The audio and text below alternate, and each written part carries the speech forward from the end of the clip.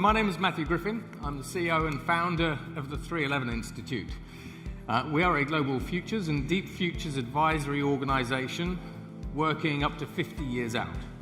I work with 70 global governments. I work with the world's largest organisations to try to help them understand what the future looks like and then prepare for it. And yesterday, rather ironically, I was talking about the future of artificial intelligence with Google and the impact that it was going to have on their own workforce and how we restructure Google in New York. So, in this presentation, what I want to do is I want to show you the things I don't think you've seen. So I first identified generative artificial intelligence with Bloomberg in 2017, and that's on the YouTube channel. So in 2017, we saw what would eventually then become in 2022, ChatGPT. And I don't know if you've heard of ChatGPT or if it's affected any of your plans at all, but I think you might have. So, this is the agenda. We're going to be having a look at the AI era, because when we talk about the future of banking, maybe I should just put up a single slide and say, AI, right? Then we could all get to the bar quicker, but that'd be cheating. Emergent challenges, and then decision time. I'm going to try to get at you to the point where by the time you leave here, I'm going to make you question whether you are a bank or a technology company. You have two choices. Now, as we have a look at SpaceX are launching low Earth orbit satellites, which are going to be connecting another 500 million people by the end of the decade. That's 500 million new banking customers. If you're in Africa, 66% of people in the sub-Sahara do not have an internet connection. They're your new customers. How are you leaning into that as an opportunity? By 2030, it's estimated that we will have another 1.4 billion, with a B, middle-class individuals spread around the world, taking the number of middle-class people around the world to 5.4 billion, which represents about $63 trillion of consumer spending, and Gen Z, it's estimated, will be spending $12 trillion, mainly out of their pocket money that you're giving them. So there's a lot of opportunity ahead just in those two slides. Now, if you consider the rate of change, we've got the rate of digital and technological change. You've got the rate of physical change, how long it takes you to change physical stuff, facilities, buildings, and so on. And then we've got then we've got government. And government used to take years to decide anything, and now they're either taking decades to decide something, or they're taking minutes. But when we think about artificial intelligence especially, when we release a new AI model or a new digital product, it takes 69 milliseconds for it to get to the other side of the planet. So if you think about the difference between, say, GPT-4, GPT-5, and say GPT-6 capabilities, whatever those new capabilities are in GPT-6, you can technically access them 69 milliseconds after release. And then you've got to figure out, what are these things? What does it do for you? Why does this new technology matter? How do you implement it and integrate it into your banking systems? Is it safe, secure, reliable, etc.? How do you govern it? Is it biased? Is it lying? Now, when we actually think about the artificial intelligence era, Jamie Dimon kind of puts it in a decent way. There's only one use case for artificial intelligence: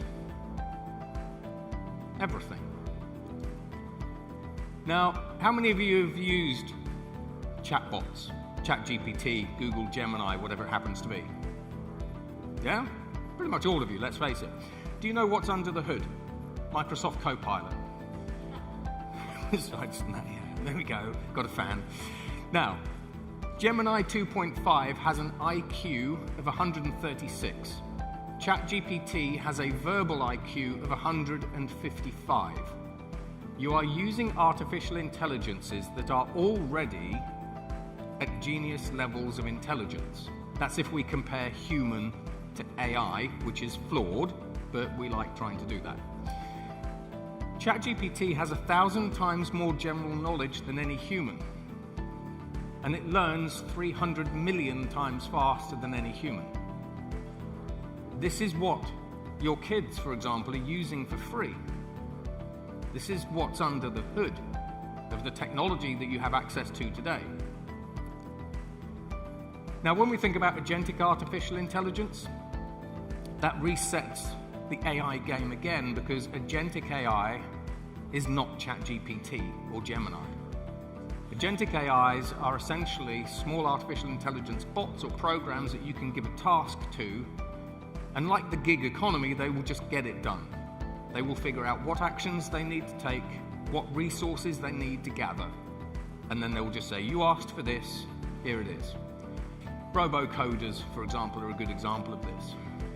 But when we've actually tested the limits of agentic artificial intelligences, you can have 1,000 of them collaborating together, and after that, at the moment, that consensus falls apart. Essentially, the smaller the AI model, the fewer agents that can collaborate with one another to get things done. Now, when we have a look ahead to artificial general intelligence, which is really up for debate on how we define it, Sam Altman and OpenAI's board define AGI as the point in time where AI outperforms all humans at all economically valuable work. Imagine your wealth advisor teams now shaking and quivering. I've had those conversations. Now, Microsoft and OpenAI wanted a more commercial sort of definition of AGI, so naturally, being big tech, they came up with this. The commercial definition of artificial general intelligence is an AGI, is an AI that is able to generate $100 billion of profit by itself. Now, there's a nuance here. We're not talking about a company selling AGI and making $100 billion. We're talking about an artificial intelligence that makes $100 billion by itself. And Sam Altman increasingly believes that artificial intelligence will be creating the first single-person unicorns. And AI being able to build, operate, and scale a company is now the new Turing test for both Google DeepMind and OpenAI. So when you think about your competitors in the next 2, 3, 4, 5 years, increasingly your new competitor might not be human. It might have been a company or a product or service that was built by an artificial intelligence. Now, when we start having a look 2028 to 2035, we estimate that these AIs will have an IQ of 1,600 and 1 billion times more cross-domain knowledge than any human. So what happens basically when the people within your business suddenly have access, if you allow them, to AIs with superhuman IQs? You already have free access to knowledge and free access to skills.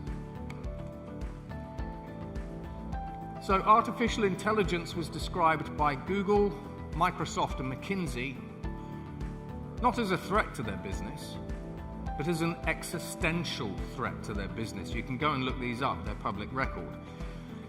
Google's $64 billion search and advertising business was threatened by OpenAI. So they pivoted very, very fast. Google is no longer a search engine. Google is an answer engine. You ask it a question and it says, here's the answer. It doesn't show you the blue links any longer. They had to pivot quickly. With Microsoft sees artificial intelligence as an existential threat for a reason I'll go into in a moment. And as for McKinsey, AI can write their 500-page reports that normally cost you all $10 million in 2 minutes, and they're very upset by that. So, the consultants are crying into their beers. and they're consulting on their own future, which is quite ironic. Now, the reason why Microsoft sees artificial intelligence as a threat is because we're seeing the rapid development of artificial intelligences that can develop their own software. We've seen these, right? We've seen the SWE benchmarks. 3 weeks ago, Anthropic's artificial intelligence, Claude 4, coded for 30 hours straight.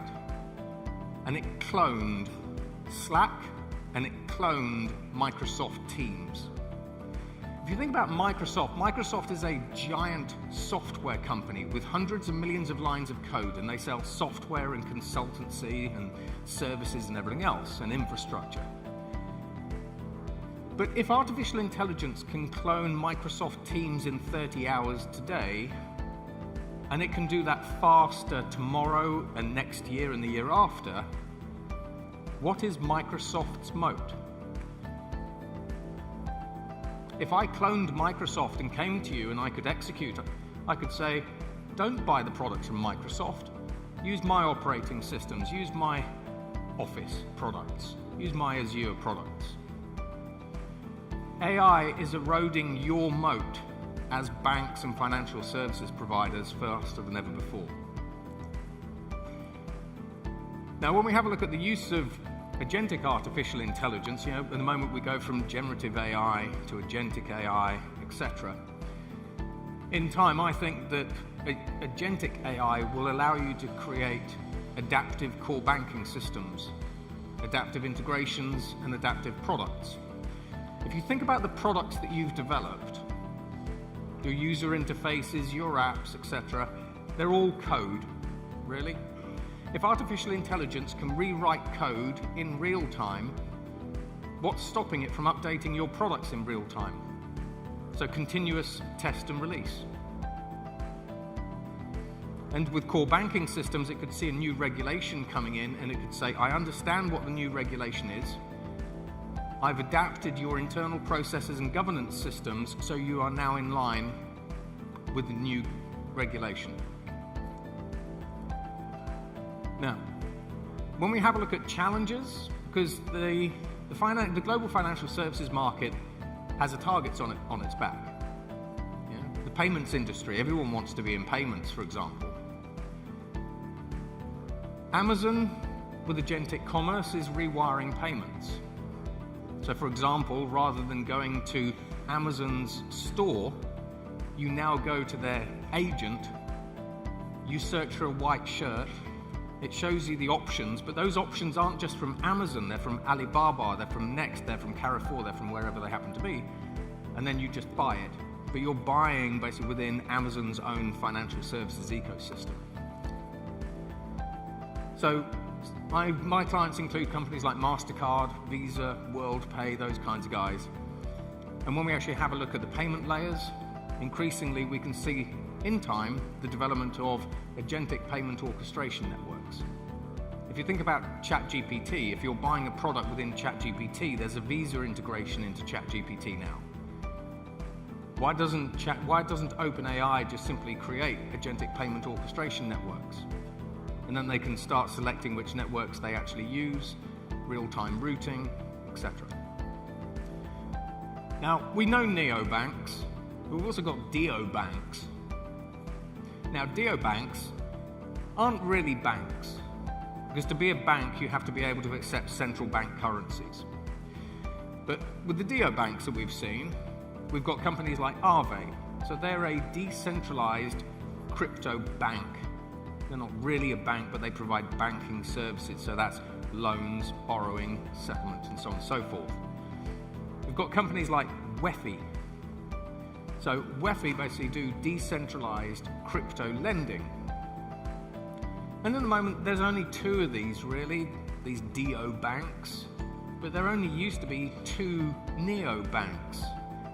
But what this shows is that it shows that there are entrepreneurs, whether this works or not, that are experimenting with new ideas. One of my clients is DP World. DP World are providing loans and payments.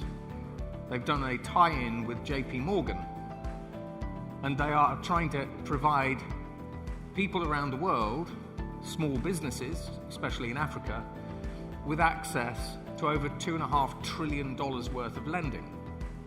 Why? Because if DP World provides you with financial services, they become stickier. I use DP World's loans, and so I use their logistics and shipping routes because they maybe give me a discount. Blended business models. MTN. Today I'm actually supposed to be taking the CEO basically from MTN and the Cameroon team through Dubai. Because MTN, they're a telco, just like Vodacom in Africa. They have 50 million banking customers. So the boundaries between individual industries have been eroding for a very long time, especially thanks to digital. If you're a truly digital company, then you can start integrating new products and services that take you into new markets easier than ever before. When we look at OpenAI, do you know that OpenAI's patents, they now have more hardware and infrastructure payments than AI payments? Sam Altman used to run Y Combinator. He knows how to build businesses. Have you seen the speed that Sam Altman actually iterates OpenAI at? Yeah, easy for me to say. The only other person that iterates as fast as Sam Altman and creates companies as fast as Sam Altman is Elon Musk. Look at the rate of release. Now, with OpenAI, they're starting to provide financial advisory, analysis, fraud, interfaces and infrastructure.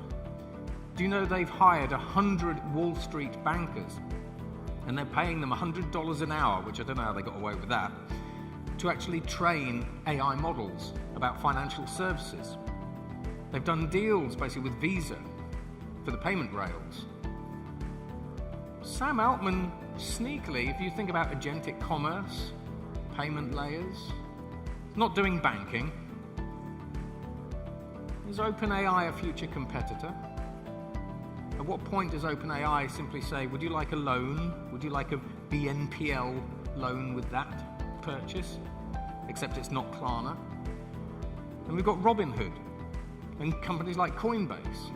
Robinhood is providing wealth advisory, but it's artificial intelligence-based robo-wealth advisors. They're providing banking, tokenized stocks, wealth management. Because Robinhood used to, still does, let you buy shares. And I thought, well, if people are buying shares from us, then they're probably middle class, basically to higher net worth individuals. So they're moving sort of into that wealth management category. SpaceX. SpaceX is the competitor that you might never ever see coming. I'm not saying that SpaceX will do this, but didn't Elon Musk help found PayPal?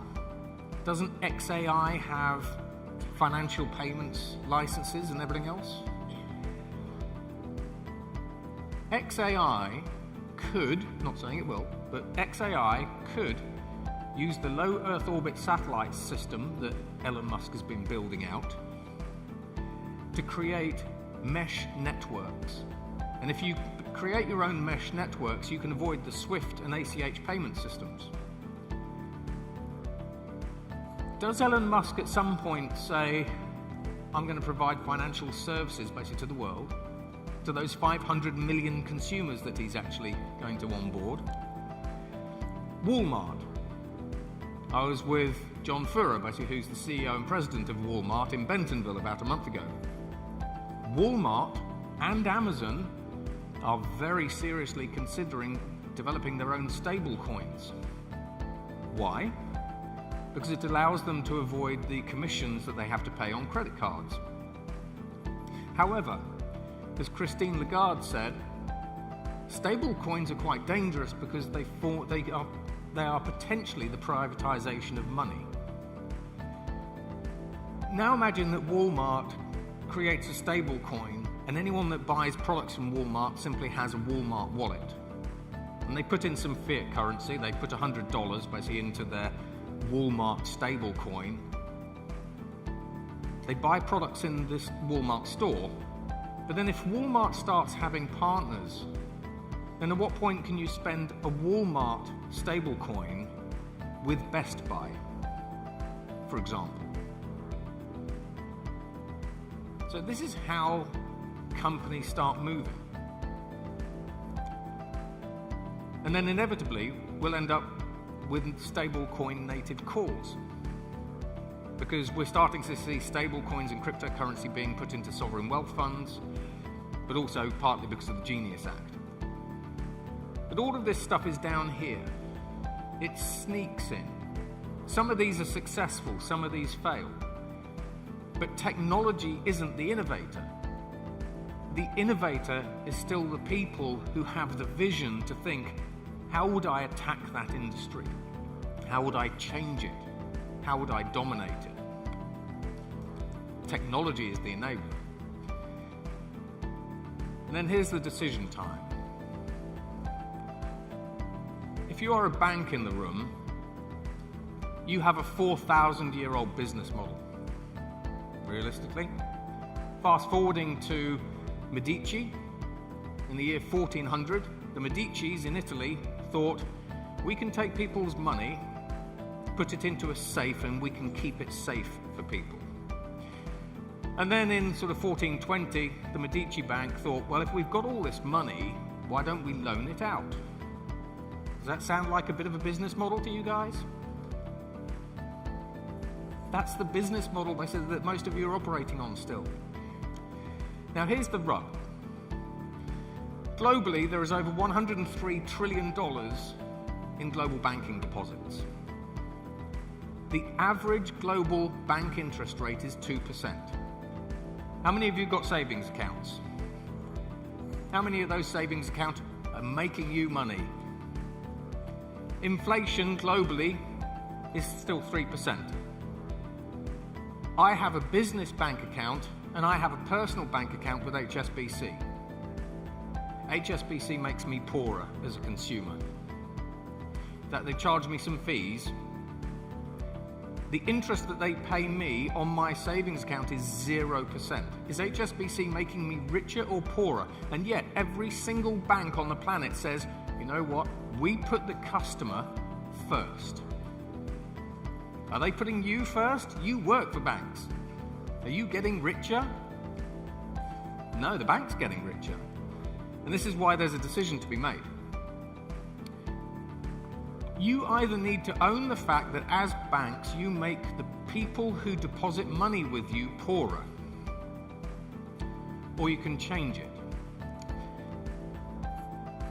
Because what you don't market is that you still do the hard stuff.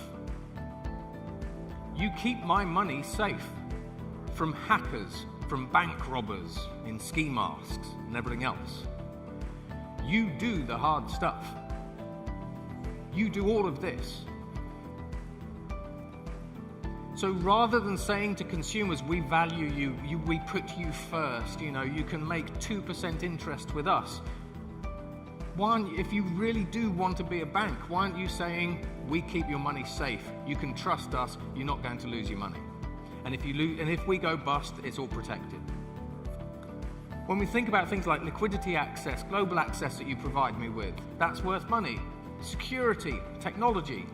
Did you know basically that JP Morgan fends off 45 billion, with a B, hacking attempts every day? They spend $13 billion a year defending the bank. They have 65,000 people. So I can complain basically that HSBC isn't paying me any interest. But when you've got this kind of threat coming at you, that's a benefit to me. But you don't tell me that. Now, increasingly, when we think about authentication systems and cyber crooks have taken over $1.7 trillion off all of us, either in benefits in kind or ransomware and crypto.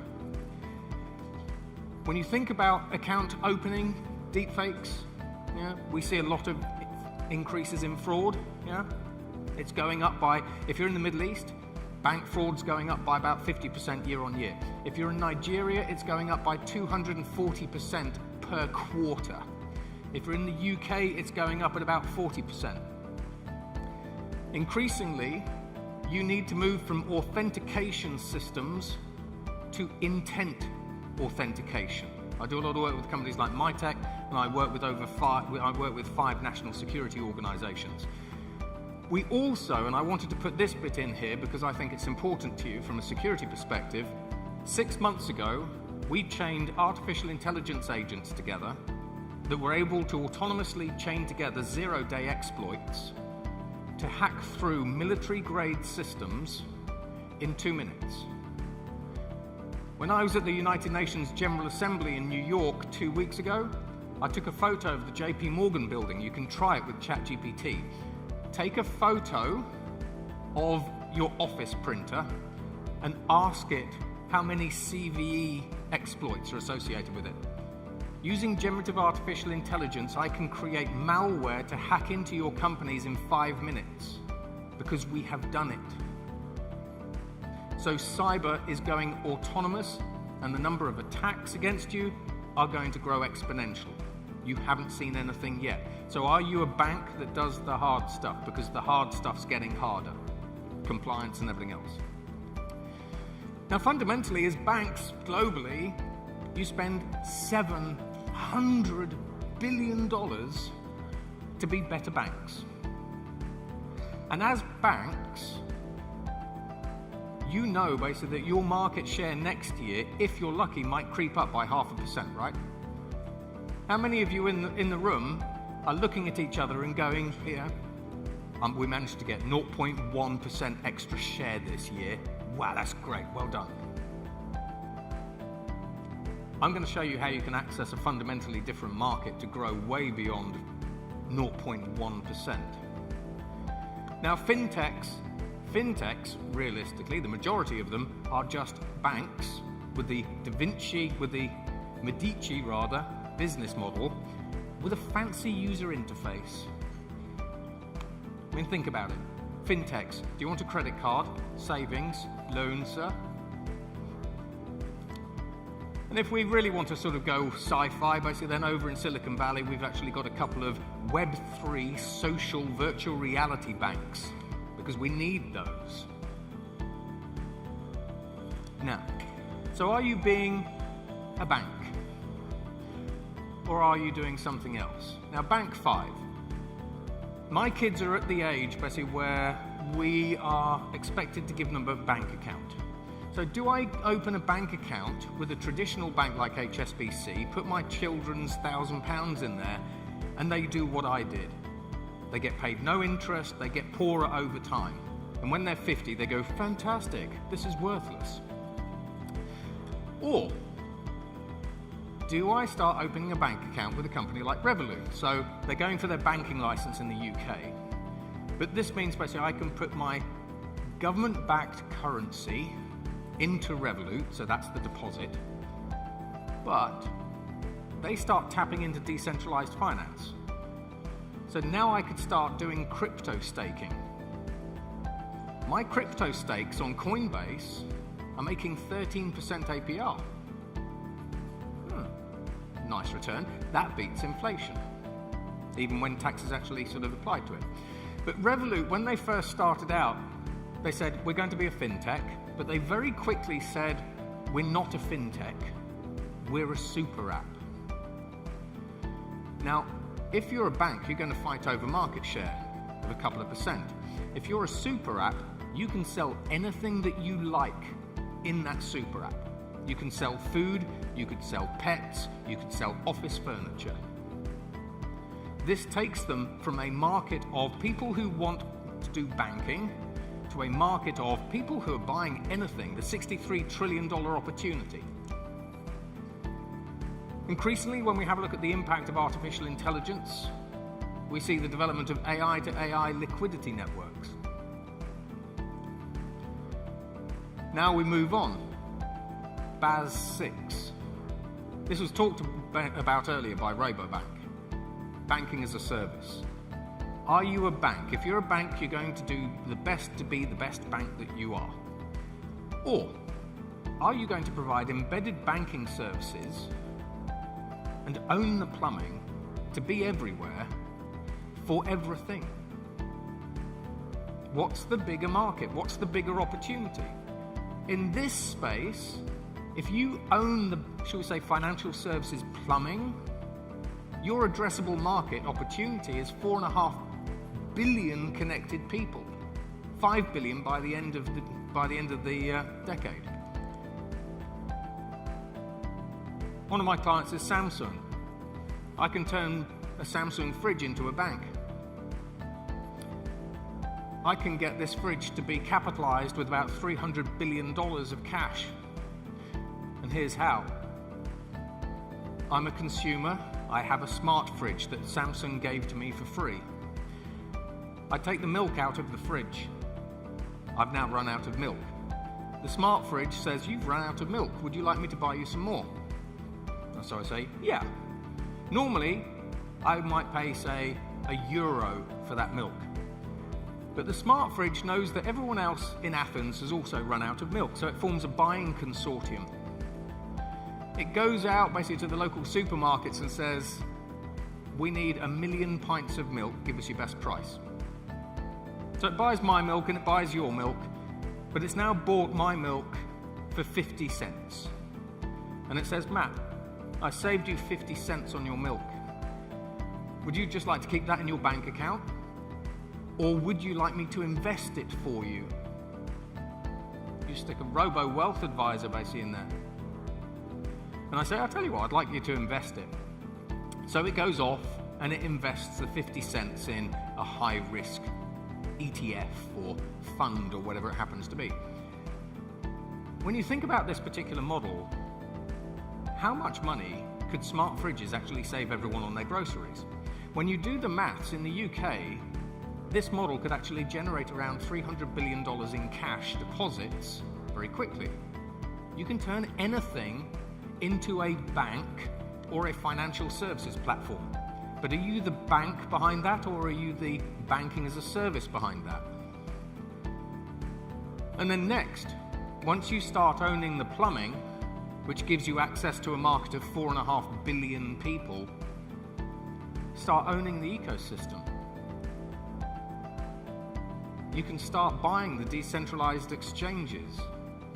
You can start buying whatever it is you want to buy.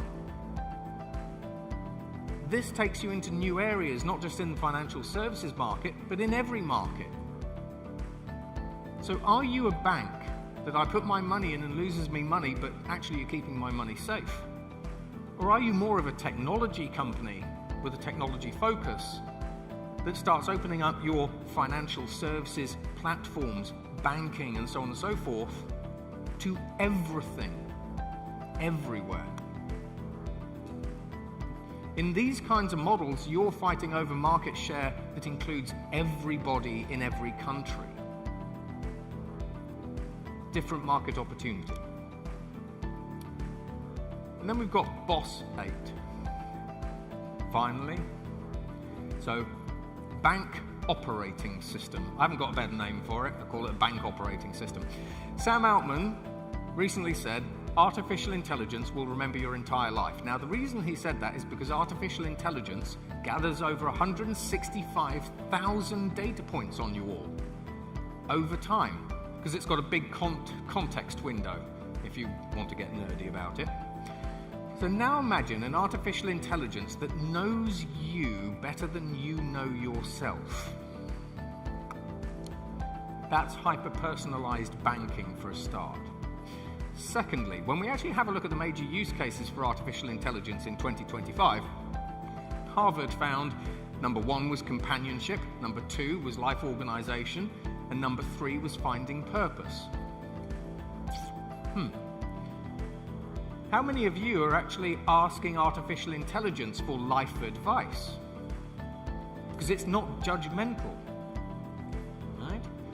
But here's the interesting thing. So more and more people are actually using artificial intelligence for personal advice about personal problems and things. 54% of consumers in America are using ChatGPT for finance and investment advice. I've got $100. I'd like it to be $200. Help me invest it. Where should I be looking? What do I need to do? Right? When 54% of people are using an artificial intelligence to help them with financial advice, do you know what? They're not asking you, for a start. Secondly, this is a behavioral and cultural change. Consumers are changing their behaviors. That is important. 80% of high net worth individuals are using AI for advice as well. The writing is on the wall. So remember I said that Sam Altman is starting to look like he's building out, should we say, financial services related stuff? What point does an artificial intelligence like ChatGPT say, Matt, you've asked me how to turn $100 into $200, and I gave you some answers. Matt, would you like me to actually invest it for you? Yes, no. Yeah, I'll give it a go. We know that robo-wealth advisors are doing quite well. So at what point does the new user interface for financial services and banking become ChatGPT? And also, if you live in Germany,